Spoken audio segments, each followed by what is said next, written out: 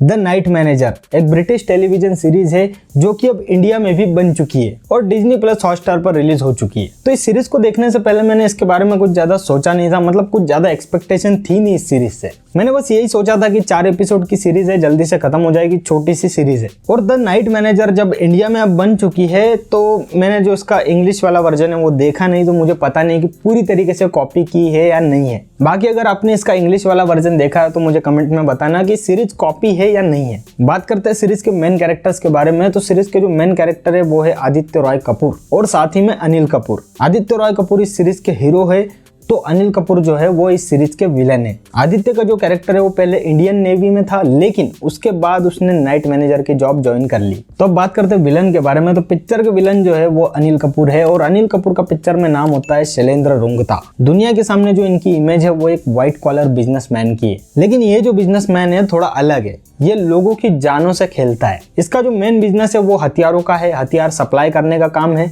लेकिन दुनिया के सामने जो बिजनेस इसका शो होता है वो होता है ट्रांसपोर्ट का। तो सीरीज में देखना यह है कि एक साधारण सा नाइट मैनेजर कैसे एक सीक्रेट एजेंट बन जाता है और कैसे एक 14 साल की लड़की की जान हमारे नाइट मैनेजर के चक्कर में खतरे में पड़ जाती है। पिक्चर का एक और विलन है जिसको आप फर्स्ट एपिसोड में देख सकते हो, जिसका नाम है फ्रेडी रहमान। पहले जब सीरीज चालू होती है तो ऐसा लगता है फ्रेडी रहमान जो है वो एक बड़ा विलन है पिक्चर का, लेकिन फिर जैसे ही अनिल कपूर की एंट्री होती है तो फिर पता चलता है कि भाई अनिल कपूर जो है वो मेन विलन है। और जब आप ये सीरीज देखोगे तब आपको पता चलेगा कि फ्रेडी रहमान या शैलेंद्र ये दोनों तो बहुत छोटे मोटे मोहरे हैं, विलन तो कोई और ही है। इस सीरीज में एक जगह पे इंद्रधनुष का भी जिक्र होता है। इंद्रधनुष क्या है ये आपको अगली सीरीज में पता चलेगा। ये सीरीज जब मैं देख रहा था तब इसके ट्रेलर की बहुत सारी ऐसी चीजें थी जो हमको इस सीरीज में नहीं दिखाई गई। तो मैं यही सोच रहा था सीरीज तो खत्म होने पे आ गई, ये सीन कब आएगा, ये सीन कब आएगा, लेकिन वो सीन जो है ना भाई साहब, वो सीन आएगा अगले पार्ट में। तो बस ये वाला जो सीजन था ना बस एक ट्रेलर था,